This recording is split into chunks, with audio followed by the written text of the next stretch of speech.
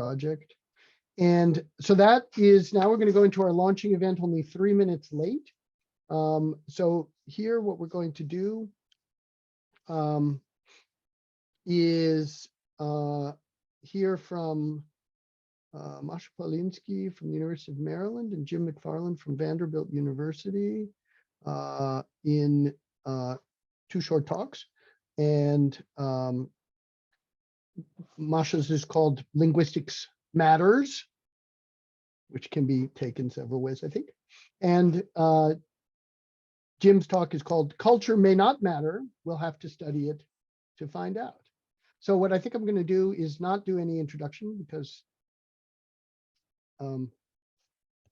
what can I possibly say about these 2 wonderful people? And just turn it over to Masha first. Yeah. And as soon as you're ready, I think you can just take it away, unmute, and show us whatever you want to show us. And thank you. Can you see my screen? Yeah. Okay, perfect. All right. Well, John, thanks so much. It's wonderful to come back. And it was so nice when it was in person, but it's getting even more interesting when it's not in person. So as I said in the introduction, I'm a linguist. And what I'm going to tell you about linguistics is mainly intended for non-linguists, because linguists among us will know most of what I'm going to say. But so what I want to do is a short talk is talk about what linguistics is generally about, how linguists get their data, and how we study what's in the head. And hopefully you will hear more about that. And I want to start by asking you all to step out of your comfort zones. If you're a linguist, go to culture studies. If you're a culture scholar, try to do some linguistics. You might find some interesting things there. So let me start by giving you an example of what linguistics is about. The idea is that there are certain things in language that we know without knowing that we actually have that knowledge, without realizing that we have that knowledge. So if you're a native speaker of English, if you look at this example, each other's remark, annoyed, join, and marry, you'll probably say, yeah, it's okay. I may not say that, but I will write that. But if we say something like each other's remarks insulted John and Mary, English speakers will immediately say, this is not good. So I only changed one word here. I changed annoyed to insulted, and we immediately got something that English speakers won't like. And linguists use this notation to mark ungrammatical examples by using a star in front of the bad sentences. And linguists actually live off ungrammatical examples. That's our staple food. So what is it that separates the first one, each other's remarks annoyed John and Mary, from each other's remarks insulted John and Mary? So people who speak English may not have seen those sentences before, but they can immediately tell what sounds right and what does not. And as I said, linguists call a subset of structures that don't sound right ungrammatical. We mark them with a star. And it's our job to understand what's not right and to exclude things which are wrong from our model of language, and to make our models in such a way that will only generate the things that are right. And that leads us to the notion of what's called possible languages. And these are the languages that are accessible to human brains. Our brains are constrained to use only some logically possible grammars and not others. We might be able to imagine or construct an invented language, but actually not all logically possible languages are possible human languages. Speaking of invented languages, there are some languages which are actually quite good. So Dothraki, Klingon, Na'vi, and these were all created by linguists. So these people knew what they were writing up. And David Peterson, who created Dothraki in the Game of Thrones, actually made a historical trajectory for that language. So not only does this invented language exist, but also changes over time. But if you look at some other invented languages, they're actually not so good. So we might be able to imagine and construct an invented language, but not all logically possible languages are possible. And a possible human language is something that a child could acquire. And as some of us know, children learn languages very quickly, effortlessly, and with what seems to be minimal input. And what's most remarkable is that they learn a language before they learn such things as tying their shoes or using the toilet. And so there's something in this human brain that allows us to acquire language. And this innate knowledge that we have about language is often called universal grammar and often abbreviated as UG. So you'll be seeing some of that in your courses. So what linguists study is this innate knowledge that we have about language and how this abstract innate knowledge is used to produce what we speak. But it's important to know that language is much broader than speech. It's also the ability to understand and accept or not accept certain things. There's this common misconception about language that language has to be spoken, and that separates it from things that people study. We can study various abstract or natural phenomena, something in algebra, chemical reactions, DNA, but we're supposed to speak a language. And the best way to annoy a linguist is, you can probably tell, someone says, I'm a linguist, the best way to make them very, very unhappy is to ask, how many languages do you speak? So if you meet a linguist and you want to make them unhappy or you want to stop the conversation, ask this question, they will walk away very happy. So that's the wrong way to approach linguistics. Language is not something we speak, it's just another object of study. And it's as abstract as what people study in math, biology, or chemistry, but it's different from, let's say, planets or bacteria, because it's in the head and we'll have a sense of what it is. So people who speak a language natively have intuitions about language, but only linguists can actually explain, or at least try to explain, why things are the way they are. So let's talk a little bit about where linguists get their data, about languages and their speakers. So those of you who are linguists probably know how many languages there are in the world. Would anyone want to tell me? Unmute yourself and say the number. Almost 8,000. Yeah, they're very, very good. Somewhere between 7,000 to 8,000. How do we know that number? We know that thanks to linguists who describe languages, who work on languages. And of course, if you look at languages that have been studied the most, English is probably studied best because many people speak it. Many English speakers are linguists, many linguists are English speakers themselves. So English stands out among those 7,000 to 8,000 languages which have been studied really well. There are linguists in other developed countries, so we know a good amount about German, Spanish, French, Russian, a few others. But if you subtract this number, the number of languages that have been more or less studied, you're still left with a good number of thousands of languages that we don't know much about. And so descriptive work is extremely important in linguistics, but it's important that if one wants to do descriptive work, that they actually need to know a theory, because otherwise it's unclear what they're going to describe. So yes, I put on the slide about 7,000 languages, but as Kianush said, it might be even higher. We have a knowledge about a couple hundred, and they're vastly different. So we can only imagine how many new and exciting phenomena are hidden in the remaining 7,000 or something like that. As I said, language is different from planets or bacteria because it's in the head, and only linguists can try to explain why things are the way they are. So let's see how we can study what's in the head. And here we're going to talk about just a few approaches to studying what's in the head. So there's a circle that I want to show you, which involves three main components: observing how people use language and produce language, experimenting with language, and constructing theory.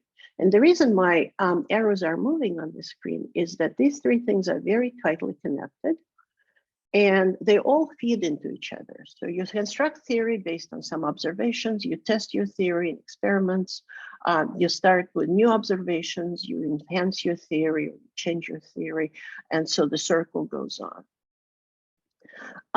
There's no direct way of observing language. Instead, we observe what people write and say, and that leads to the collection of corpora. So corpora of languages. Again, big languages are lucky because they're large corpora. So for English, there are multiple corpora of British English, American English. There is now a corpus of Australian English.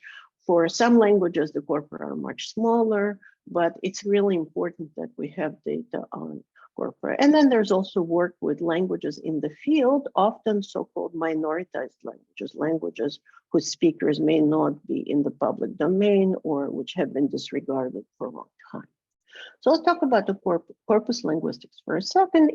Corpus is a systematic collection of naturally occurring texts. They can be spoken, they can be written, and importantly, they can be signed. You'll have some courses about sign languages, and sign languages are natural languages in its own right, so it's very important that we study them on par with spoken language.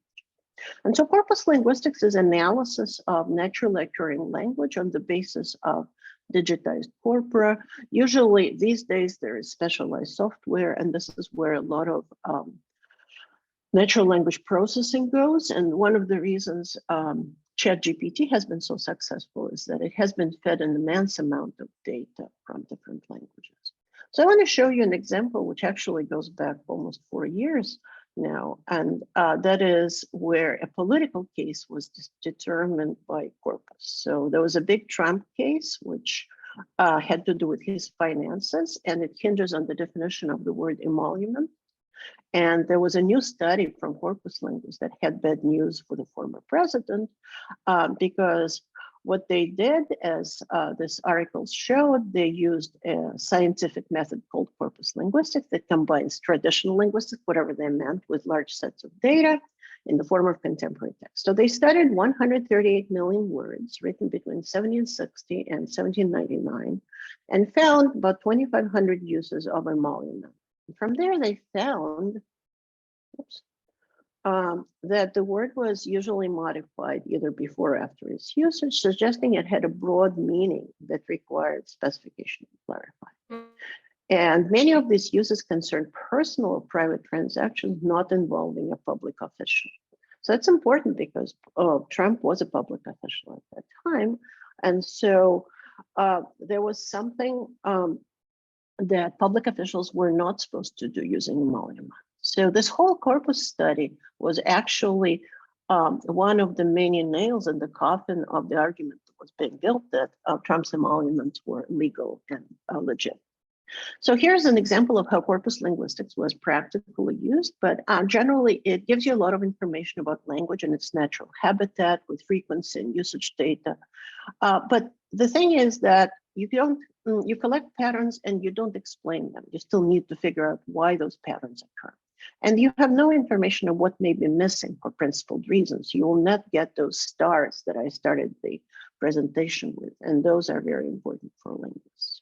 So if we go back to the wheel, corpus linguistics gives us a little bit of observation, but there are other ways of observing language, and one is collecting data from native speakers in the field, what we call field work. Here's a picture of a group from University of Maryland, where we were in Solala, Guatemala, working at the university there, UVG, Universidad de Valle, in Guatemala. And this is part of the work that I do as the director of the Guatemala field station, where we go into the field and we work on different Mayan languages.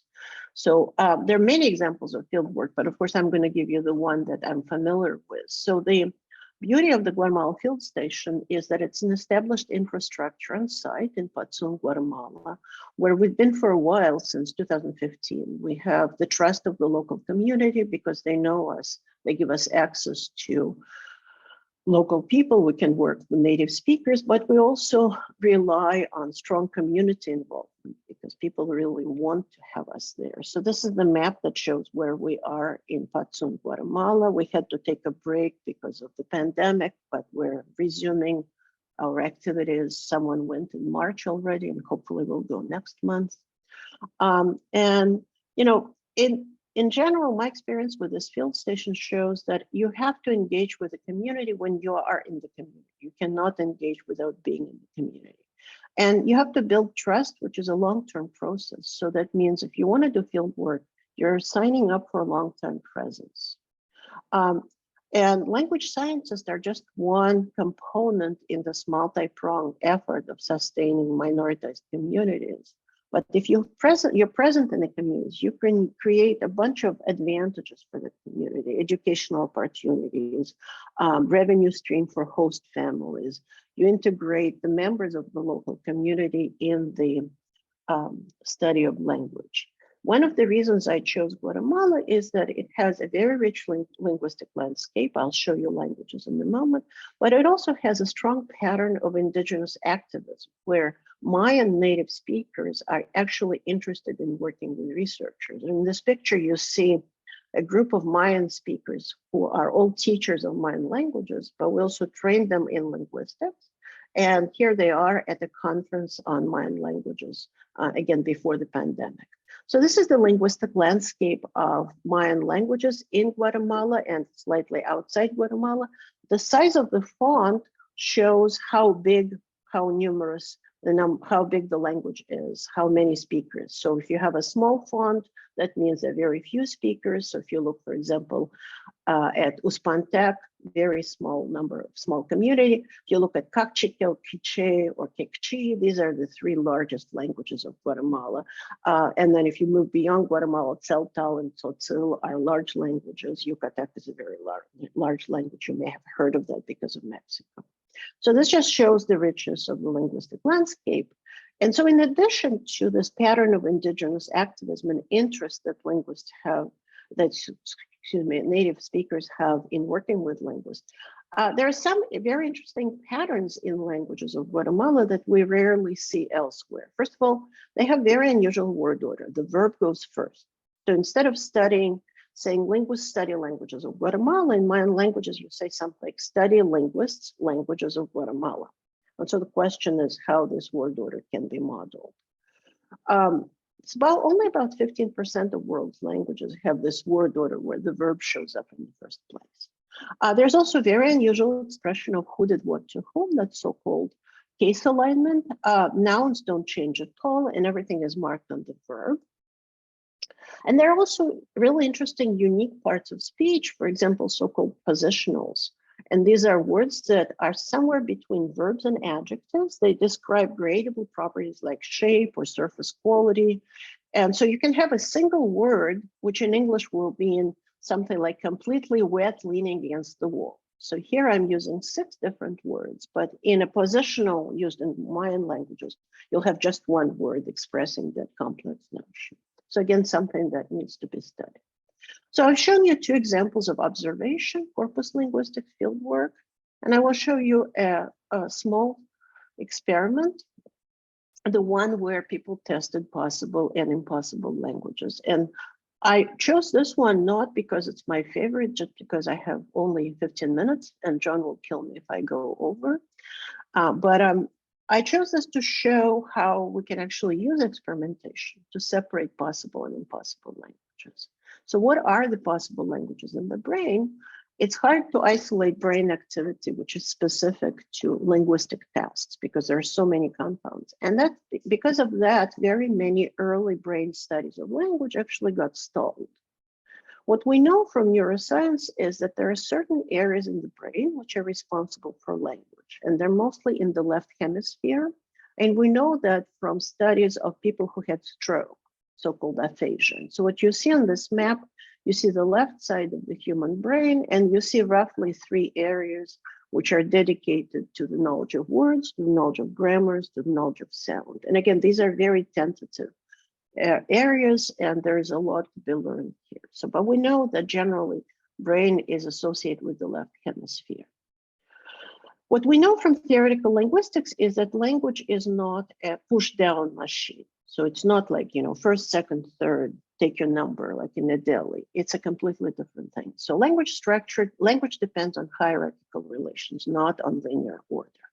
And so if we combine this knowledge with the knowledge of brain areas responsible for language, we can actually predict that there will be constraints on structure and hierarchy, which will limit the range of possible languages.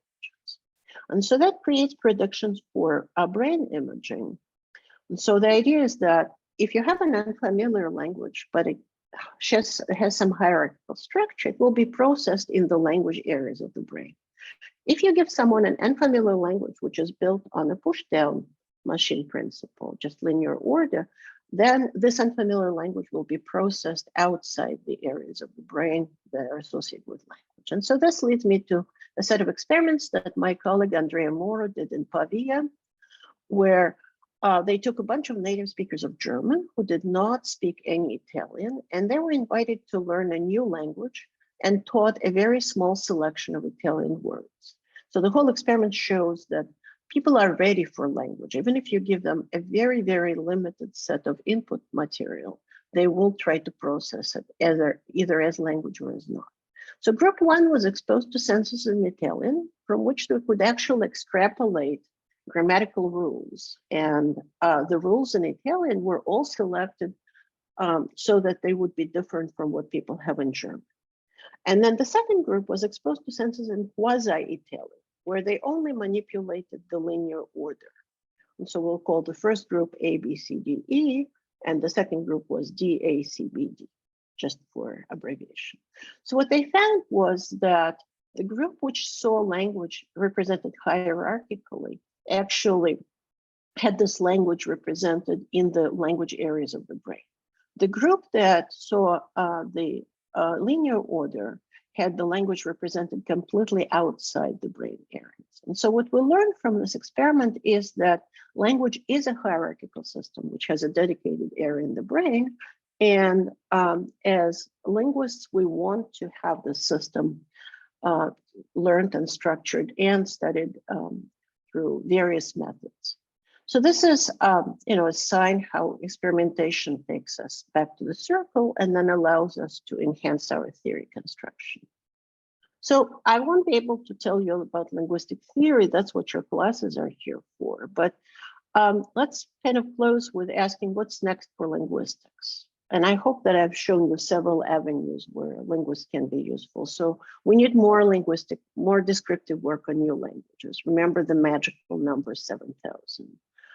We also have to remember that work on minoritized languages actually creates opportunities for socially responsible scholarship, because speakers of these languages receive validation of the language that they speak, something that they often lack in their society. We need more sophisticated experiments. I've shown you one neuroimaging experiment, but there are a lot of behavioral experiments. You don't have to do brain imaging in order to study language in an experimental setting. And we need serious theory construction. So what's next for linguistics? It's you guys, because if by taking these classes at NYU, you will be able to see new avenues and hopefully become linguists and join our ranks. So thank you so much and enjoy NYU.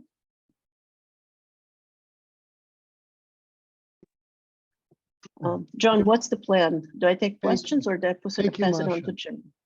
I think we should take a few 5 minutes of questions and then we'll pass it on to Jim and then we can do more after.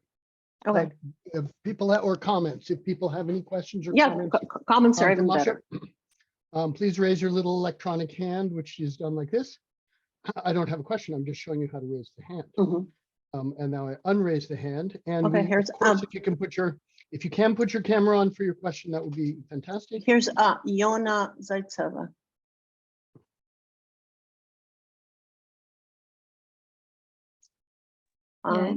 Sorry. Sorry. I had a question about how does linguistics approach some newer gender studies where it's not considered ungrammatical, but for example in Russian, if you use non-binary pronouns, you can't not change the language. So I'm just asking how does that's a great question. So I only talked about what's grammatical, what's ungrammatical, but I didn't talk about another facet of language, which is called usage. And that is how people can use the language. And that changes over time, also often changes with social circumstances. So for example, the use of so-called feminitives in languages like Russian or French, which are heavily based on gender, is a slow process because you need to introduce those words. People have to get used to them. Some people react to them very negatively. Some people love them. And nobody is left in between. Everyone has an opinion. And then it will take some time to get used to those words. And then those words will naturally trigger some grammatical mechanisms. So if you use a feminine noun, You'll have feminine agreement if you use masculine noun. You're going to have a masculine agreement if you use a noun or a pronoun like they in English. It's a big problem for languages as Russian and French because the agreement has to be with either masculine or feminine. So these social movements in language often prompt some change, and this change becomes gradual. It takes several generations. And I also would like to refer you to another Masha Yesipova here, because she has worked on gender language in relation to Russia. So Masha, if you want to add something to what I said, please do.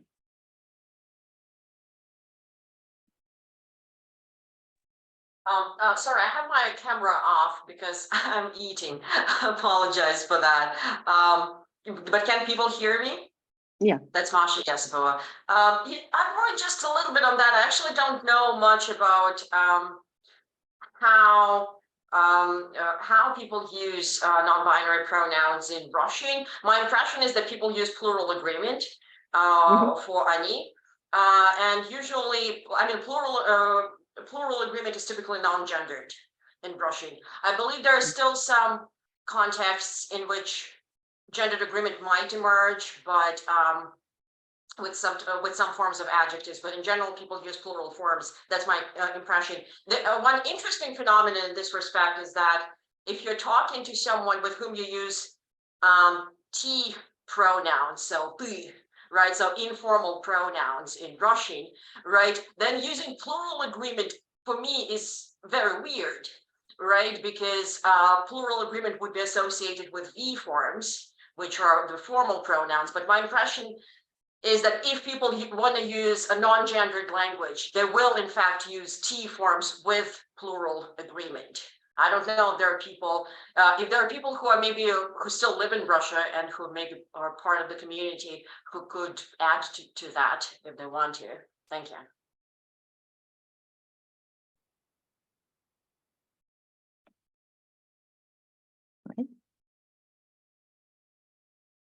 Let's move on to culture. John, you're muted. I don't think so. Okay. Can you hear me? Yeah. Mhm. Okay. So we can come back with more discussion after, but let us turn it over to Jim McFarland in Nashville, Tennessee, at Vanderbilt University. And I think what's, when the speaker is speaking, it's fine, but when we come back to discussion, we love it when people bring their cameras back on so we can all see each other. Jimmy, ready to roll? Take it away. All right. I hope people can hear me. Excellent. We can. That's a hard act to follow. Thank you very much, Masha, for the fascinating discussion. We learned a great deal. My talk, I hope, will have the virtue of brevity, which might make up for its generality. I don't have a PowerPoint, and I'm just going to talk a little bit about culture. My title is not entirely serious, although I do think that contemporary society faces what Friedrich Nietzsche called the most uncanny guest, which is nihilism, a general deterioration of values that have guided our civilization for millennia. And I don't think that that's necessarily a bad thing. A lot of those values were quite objectionable. So I'm not being some kind of a doomsayer, but I do think that it means that we can't take for granted what people have been doing for a long time is what they should continue to do.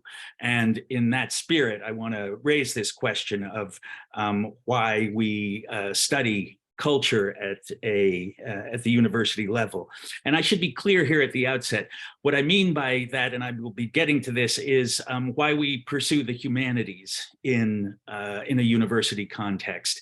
Obviously, there are ways of studying culture, ethnographic and anthropological ways of studying culture, in which the question of why we study culture is not that different from why we study language, or why we study physics, or why we study chemistry. These scientific approaches, that's what universities do. But I work at Vanderbilt University, which is a private research university in Nashville, Tennessee. And the college that I'm part of is the College of Arts and Sciences. And so it includes the natural sciences, chemistry and physics, et cetera, and it includes the human sciences, such as anthropology or economics or linguistics. But in addition to these scientific disciplines, the College of Arts and Sciences also houses humanities departments, such as the history department, the English department, and my own department, the awkwardly named Department of Russian and East European Studies, abbreviated as GREECE.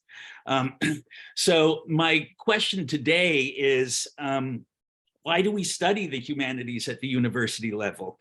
What kind of knowledge is produced by such study, and what use does it have? And I'm not the only one asking these questions. A recent New Yorker story that you may have seen rang the klaxon for the English major as a doomed pedagogic enterprise. Quote, from 15 years ago to the start of the pandemic, Nathan Heller reported, the number of Harvard English majors reportedly declined by about 3/4. And the students he spoke with, even those for whom reading, writing, and literature were important, thought time devoted to their concentrated study self-indulgent and unserious.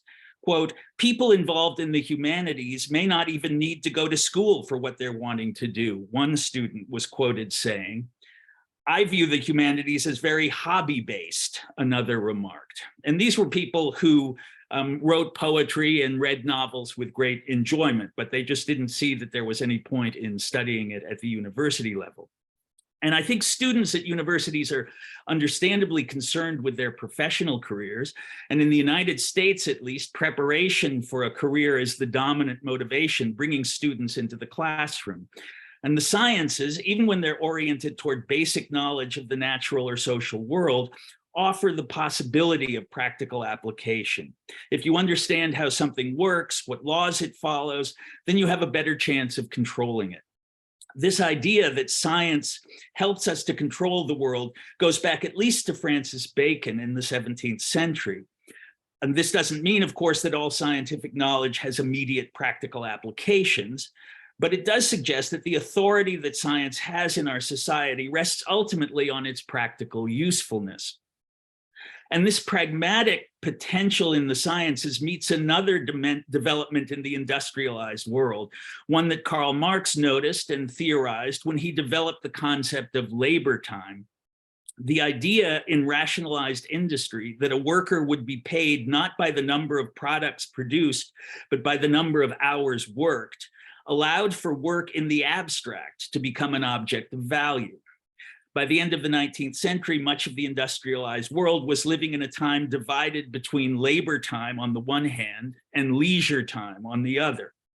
Labor time was productive and valuable. Leisure time was recreational and expensive. When the student says that she views the humanities as hobby-based, I think this is what she is saying. They are not themselves labor time, nor are they necessarily preparing for labor time. They are leisure activities, private, recreational, personal pursuits. And in a sense, she's not wrong. Unless you're planning to become a professor of humanities, the humanities are not oriented toward labor time, I would argue. But where she is perhaps a little historically trapped in the capitalist present is when she imagines that the only alternative to productive, serious, valuable labor time is idle, private, unserious leisure time. But the very word school, as I'm sure many of you know, derives from a concept, the Greek word scholia, that is neither labor time nor leisure time. Scholia, and its Latin translation otium, means time freed from immediate practical concerns, but devoted to longer term and more studious activities. And there's an example of this that I'm fond of, which is I have a collection of the poems of John Milton, an older collection of John Milton's collected poems. And it divides the poems into the major poems, and those are Paradise Lost and Paradise Regained. But then, because Milton was so active in the politics of his day, it divides the rest of his poetic output into poems written during active life and government service, and poems written during studious retirement. And that, I think, is this older distinction between the vita activa, the active life, work in that older classical sense, and leisure or otium or scholia, which is, again, a kind of time that is freed from immediate demands, but not thereby denigrated, but in many respects validated over the kind of time that is devoted to immediate practical concerns. So part of what makes the humanities difficult to locate in contemporary society, I think, is that the very temporality that underlies them has been, in effect, eliminated by the development of labor time and its exclusive claim to seriousness. But that still doesn't necessarily tell us what the humanities are good for. What do we do in studious retirement? And why do we do it in groups? I think for most of us, the association with studious retirement would be to go back into your private study and be by yourself. And what I'm suggesting is that there is a collective dimension to otium, a collective dimension to scholia, and that the university represents that to some extent, or at least parts of the university can represent that. What the humanistic disciplines contribute to the world, if they don't contribute scientific knowledge that has practical applications, is not so obvious. And if the authority of science rests ultimately on its practical value, what does the authority of the humanities rest on? And recently, under the pressure of the professionalization of the university and the corporate multiversity that has developed, a number of justifications have been offered. Some humanistic scholars have been trying to validate what they call lay reading over specialized techniques. Or they call for an embrace of the humanist scholar as an expert, an authority able to evaluate and to separate the good from the bad rather than simply to describe. Or in a recent book, John Guillory tried to define the humanities in terms of a particular object that has monumental and documentary value. That leaves open the question of where these objects come from or why we should pay attention to them. But he wants to define it in terms of the object of study rather than any methodology that might be applied. There are people who are looking at the aesthetic surface of objects because they're suspicious of what they feel has become a kind of dogma that art needs to be unmasked or demystified, that there's some kind of hidden meaning behind the surface that has to be revealed, and that's what professors of literature are doing. There has been questions about the hermeneutic of suspicion, as it's called, that can only see symptoms and distortions and ideological problems that artistic works present, and thereby works with a paranoid affect that is looking for ubiquitous inequities throughout the domain of art. And all of these are interesting responses to the crisis of the humanities, although I am not convinced that any of them are the complete solution to why culture and humanities are legitimate objects of university inquiry. In particular, I'm skeptical that we can present ourselves as experts. That seems to me to be borrowing too much from a kind of bureaucratic technical world. We are, in a colloquial sense, experts, but that's the justification for what we're doing seems to me to be a bit beside the point. But in any case, without trying to solve that problem immediately, I'd like to step back for a moment and look at two ideas from Hannah Arendt, the German Jewish political philosopher, that to me are important and that I think can help conceptualize part of what's so valuable about humanistic study in the university. The first of these is what she calls in classical Greek, the doke moi, and the latter is her notion of understanding. Both of these ideas call into question any absolute authority vested in cultural traditions without denying their value entirely. The doke moi which is the Greek for "it seems to me," challenges the idea that any individual could possess humanistic truth exclusively. And understanding, her idea of understanding, challenges the idea that any group of people could reach the conclusive end of knowledge. Arendt develops the notion of the dokemoi in a discussion of the influence of Socrates on philosophy. And here Arendt is defending Socrates against Plato. She sees Plato as having fundamentally distorted the Socratic vision of what thinking and engaged scholarship would be. The dokemoi, as I mentioned, is ancient Greek for "it seems to me." And Socrates understood that the doxa, or opinion, was the irreducible political element within which thinking took place. And that Plato was the one who opposed doxa to aletheia, who opposed opinion to truth, when he lost faith in the collective after Socrates was condemned to death. So with the execution of Socrates, Plato decides that the doxa is corrupt and can't be redeemed, and he leaves the agora, which is where Socrates did his work, and goes into the academy, which he founds outside of the walls of Athens. And there he pursues a project of looking for absolute measures that would be indubitable in various ways. So that is Arendt's reading of the Platonic retreat from the agora, and she wants to validate this idea that Socrates had of the dokemoi, which is that it's in the broadest sense the political condition on thinking, the recognition that philosophical truth must arise in discussion and inquiry, that such truth is never the secure possession of any particular individual, but is the principle of a discursively interminable process of understanding. The dokemoi was, quote, this is Arendt speaking, neither subjective fantasy and arbitrariness, nor was it something absolute valid for all. The assumption, on the contrary, was that things reveal themselves in a different way to each person, and that the sameness of the world resides in the fact that the same world appears, and that despite all differences between human beings and their doxai, or opinions, quote, you and I are both human.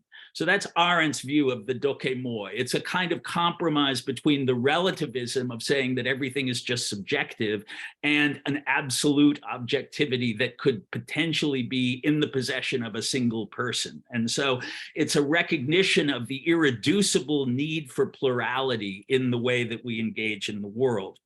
So the dokemoi is not the abjuration of objective truth over against the subjective, but of absolute knowledge over against the plurality of experiences. Socrates truly knows that he does not know, while his interlocutors up to the present day believe they do know. And it is the disequilibrium Socrates introduced into communicable understanding by his true knowledge that he does not know, together with his demonstrations that the other does not know either, that launches human thinking on its historical path, exchanging judgments that seem to me and seem to you, in hopes of illuminating our respective ignorance and triangulating our various positions in the mutable world with respect to the star of shared truth. So humanistic study is not the search for unchanging positive knowledge, but rather taking into account the dokemoi, it seems to me, that conditions our existential engagement with the world. Humanistic study searches for understanding. And this is the second concept that Arendt develops elsewhere in her work. And I'll quote her here. Understanding, as distinguished from correct information and scientific knowledge, is a complicated process which never produces unequivocal results. And this is her 1953 essay, Understanding and Politics. Quote, it is an unending activity by which, in constant change and variation, we come to terms with, reconcile ourselves to reality, that is, try to be at home in the world. It's the inconclusiveness of understanding that makes it so valuable, I would argue. It is true that humanistic study of literature, art, or history doesn't provide us with laws that allow us to manipulate the world. But in its flexible relation to a mutable reality, it helps us to orient ourselves in the world, to comprehend one another, and to grasp how the world looks from alien perspectives. Being at home in the world means not merely knowing how it works, but understanding how it appears to other people. And now let me close by turning to another German thinker, Arendt's great teacher, friend, and interlocutor, Karl Jaspers. In 1923, Jaspers published a pamphlet on the idea of the university. He would revise and reissue it twice, in 1946, right after the war, and again in 1961. And in those revisions, the university is an institution organized around the idea of Wissenschaft, or scientific scholarship. But in the original version, written in the wake of the First World War and at a moment of tectonic geopolitical change not unlike our own, the idea of Kommunikation is foundational, anticipating Arendt's Socratic doke moi. Quote, "On my own, I am not a self," Jaspers writes. "I become a self in reciprocal interaction with another self. Communication is a condition of personal existence," close quote. And then he goes on to talk about geistige Kommunikation, or spiritual, we might say, mental, sort of cultural, let me use that word here, to distort the translation a bit, but I think that's the direction he's looking. And he defines that as Diskussion. And again, he's using these Latinate words, replace German words and turn these into technical terms. And he writes, "Genuine discussion that knows no limits can only take place between two people in confidence. And the examples of such genuine discussion can be found in certain marriages," he says, or in the collaborations, and one thinks of Robert Browning and Elizabeth Barrett Browning, perhaps, or in the collaboration of figures such as Marx and Engels, the brothers Grimm, Goethe and Schiller, and these are examples all that Jaspers provides. The role of the university, Jaspers claims, is not to host such discussions, but in larger groups to prepare for them. Quote, "Here is prepared what then is accomplished in conversation between two," he writes. "Here positions are presented, standpoints developed, individual performances are assembled. Thus, there are specific rules for such discussions among a group. Quote, don't repeat what you've already said. Don't try through such repetitions to emphasize your being right. Don't try to have the last word, but content yourself with saying your piece and then listen to all the others."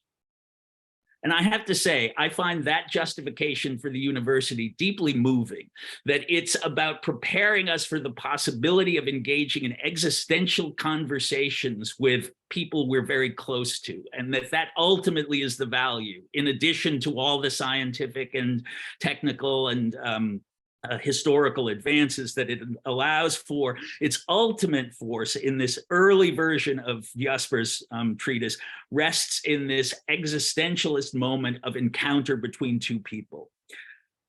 Let me be clear, I don't think that humanistic and scientific scholarship are in conflict. I've separated them here for the purpose of elucidating them, but in practice, they inform one another and reciprocally contribute to our grasp of the world. But I do think that part of the great value of NYI is that by bringing together scientists and humanists and a worldwide group of curious students, it contributes to breaking down the stultifying monopoly of labor time and leisure time on our sense of what is serious, and reminds us that knowledge is a pluralistic enterprise, that, as the Zen Buddhists say, there are many paths up the same mountain, that each of us is both gifted with and trapped in our own doke moi, and that working together, we can continue to bring light into this obscure and fascinating world. So thank you very much.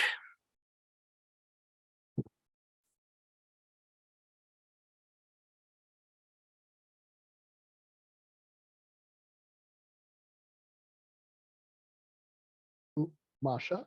And yeah, I don't know of a lot of conferences that would have had those two talks back to back.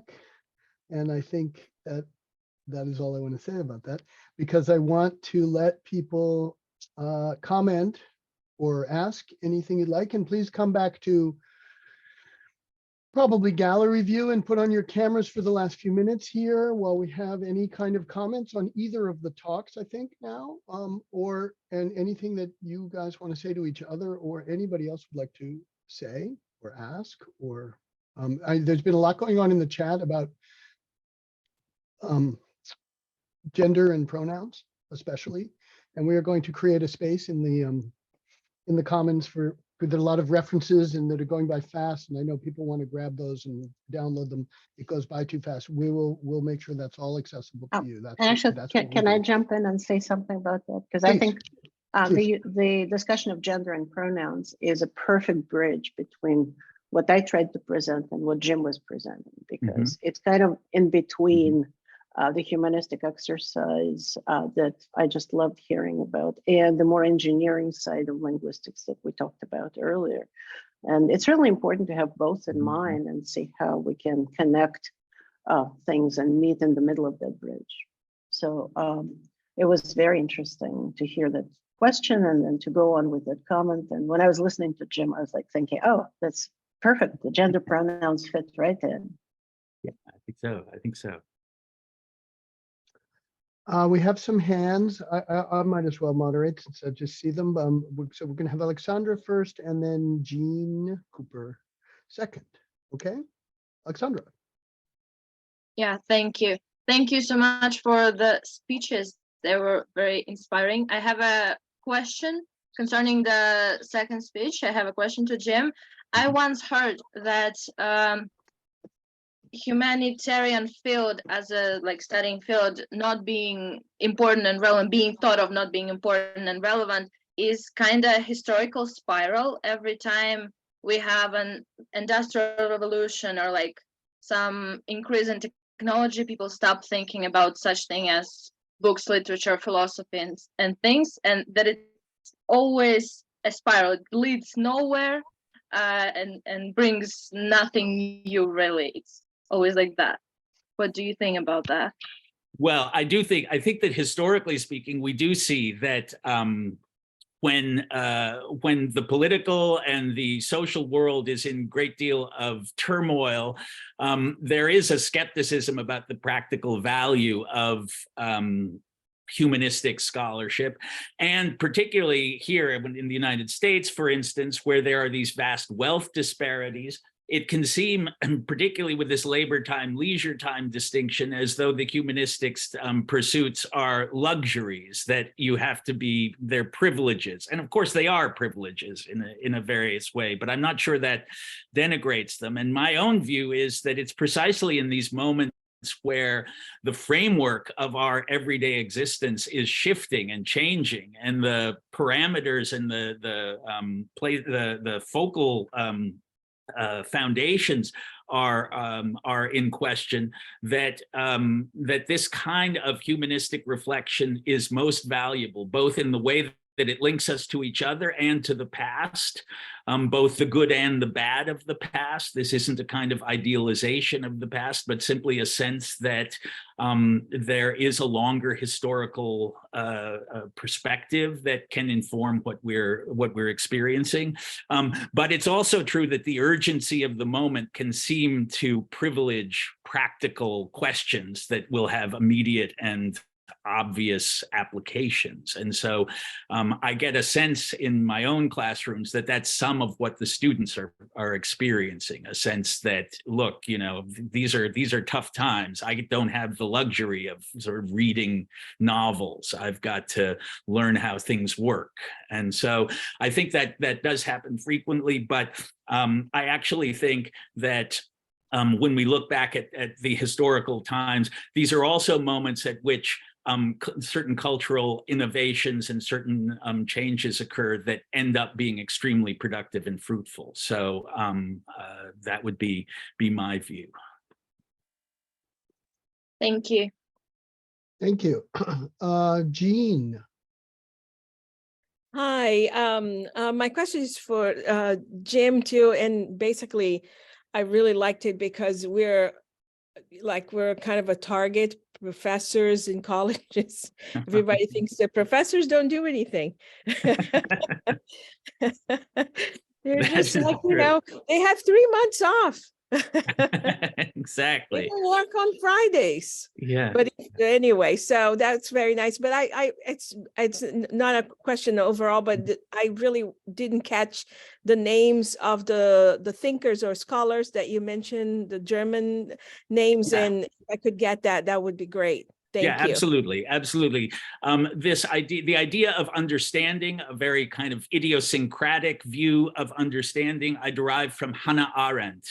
And her essay, Understanding in Politics. And she's contrasting understanding as an endless process of orientation in a changing world with knowledge as a kind of secure possession that you could get and then you've got it. And she also has a discussion of Socrates, and that was her idea of the dokemoi, this "it seems to me" in Greek, that is not just your opinion, but that this is always, so to speak, in the background of anything we think, that we are embodied and we're localized. And so we can't simply jump to the universal. It has to pass through this moment of specificity. And that is this dokemoi, and it requires then that we have different people from different perspectives. The other philosopher who was talking about the university is a man named Karl Jaspers, Jaspers, and he's a great existentialist philosopher who was overshadowed to some extent by Martin Heidegger. But I think he's worth going back and looking at. For one thing, he wasn't a Nazi, and that gives him a big foot up in my book. And unfortunately, Martin Heidegger, who was also a very brilliant and important philosopher, was a Nazi, and that's a black mark in my book. So Jaspers was a very broad-minded, humanistic, and unprejudiced person, and a very close friend of Hannah Arendt's as well. So his vision of the university as preparation for existential communication speaks to me in that regard. But those were the two thinkers I was primarily considering. Thank you so much. That was wonderful. Thank you. Thank you. And now we still have about 5 minutes. So we have Thais. Did I say your name right? Thais? Yeah, you did. Thank you. I appreciate that you asked. Yeah, so my question is also for Jim. And it's again in tone with all this conversation. I wonder what you think of the idea that theory should be followed or combined with practice, not as a capitalistic productivity thing, but as practicing what we know and what we learn and what we study and research for change, working with the communities or the people that we are around and you know, the general outside world, outside academia. I mean, yeah. Well, I will just, I don't think I have any particular insight that the rest of you don't have there. I would say I do think there is, I think we have to draw from the 20th century evidence that there are real dangers to having a theory in place that tells you how the society should work and thinking you can just apply that to the society and the all the complexities and differences in the society and say, you know, now we understand class struggle, or now we understand these other principles, and therefore we can direct the society. I actually think that this view of the humanistic scholarship that I'm drawing from Arendt comes partly from the experience of that she sees that as kind of taking the hard sciences, which are applicable to natural phenomena, and then using that model to think that you can manipulate the society with the same kind of success that you could manipulate an electrical circuit or something like that. So yes, and I also do want to say, I thank you for the question, because I do want to emphasize at the end that I think these things actually work together, but these things being science and these humanistic practices, that scientists are human beings and their values as they go into the field, and what we were seeing in Masha's lovely presentation, that's not independent of people's existential posture in the world and of their sense of what's important and of their curiosity about how the world appears to other people. And humanists need also the constraints of empirical research and of claims. Otherwise, we're in QAnon world and we can just speculate about anything and say it's a conspiracy, and the lack of evidence just shows how high the conspiracy goes. And so those are dangers. This isn't a simple answer, but I do think that, so I would want to urge cooperation and mutual respect, that it's not that scientists are narrow-minded and don't have imaginations, and it's not that humanists are irresponsible and don't care whether it's right or wrong, that actually these are two different kinds of weight that complement and assist each other in our common need to try to understand and orient ourselves in the world. Thank you, Jim. And we still have a little time, and we think we have Paulina, who we can't see, but maybe we'll get to see her when she,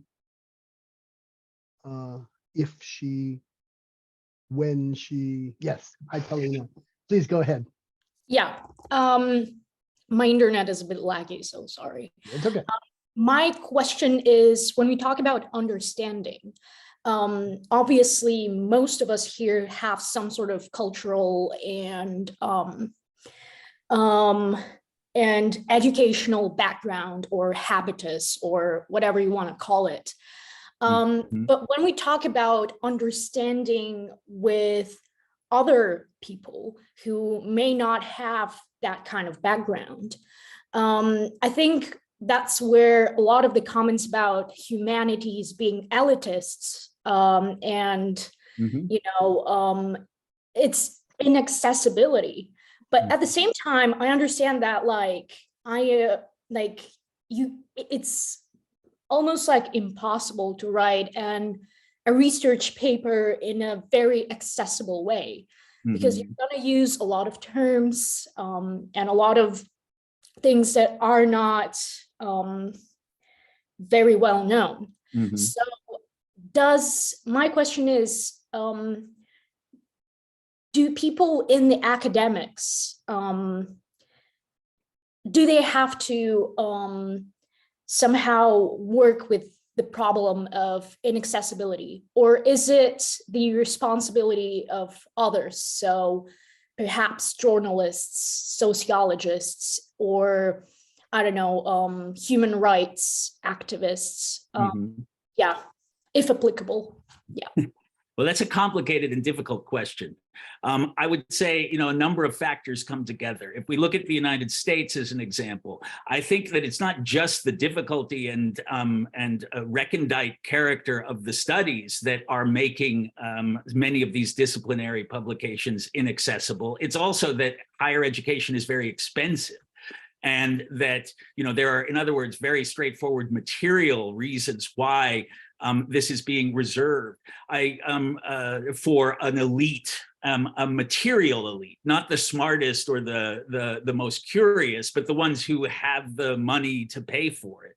And that is very troubling. I'm reminded of an observation that the linguist Noam Chomsky makes when he talks about just how sophisticated the conversations are about professional sports in the popular world, that these are people able to weigh evidence, to make hypotheses, to speculate against counterfactuals, to know a long history, to know what is plausible, to understand the nuances of the rules of these games. There's not an intellectual problem that people aren't smart enough to understand it. It's about access, preparation, and those are political questions. I would be, what I would counsel against is thinking that because our society is deeply unjust and reserves access to these things for illegitimate reasons, the answer is to get rid of these things. I would say the answer is to expand access to them, but not to say, you know, these are just privileges, so we should get rid of them. The danger of calling things privileges is then they sounds like it's better if we don't have them. And I would suggest that they shouldn't be privileges, they should be available to everyone. And the problem is that they are made privileges, not that they are inherently discriminatory. And people, you know, in Germany during the 19th century, when they had labor education processes in which the workers and the unions were educating people, these were highly sophisticated. Hannah Arendt's husband, Heinrich Blücher, his education was from the German unions, and he was a professor at Bard. And so it's possible, I think, and we have examples of broadening the access to these kinds of questions. And I think they're inherently interesting. I think that, you know, if you give people the possibility of doing it, then you will find that people have curiosity about these things, but they become culturally overdetermined and connotations are attached to them. It's like classical music. Classical music wasn't composed by elites. It was composed by weirdos and for weirdos. But it becomes coded as this possession of the upper crust. And that doesn't seem to me necessary, but it is something one has to consider. And it also doesn't seem to me accidental that when you have these reactionary, and I won't shy from the word, these fascistic movements, like we're seeing, say, in Florida, that they target higher education, and they try to target precisely those parts of higher education that are devoted to increasing access and to understanding oppression. And so, you know, they betray their own, they sneer at all of us, but we're the ones they come after when they have the chance. So, you know, all of these are deeply difficult questions, and I don't think that I can solve them, but I would caution against denigrating humanistic scholarship because it's not available to everyone. Let's denigrate the barriers and not the thing that's being a barrier. Thank you very much. Thank I you. like the idea of we're going to have to stop because we have an event in 5 minutes in a different link, the informal gathering. People can come there, and I like the term denigrating the barriers. That should be the name of our school. Can you put the link in the chat? Yes, absolutely. We will now put the link. Somebody please put the link in the chat for the informal gathering. And what we're going to do is thank our speakers, thank everybody involved in today. And we're going to let you're welcome to stay here as long as you want. Our tradition is to go out with a little bit of music. And so we are now going to send you out with a little bit of music.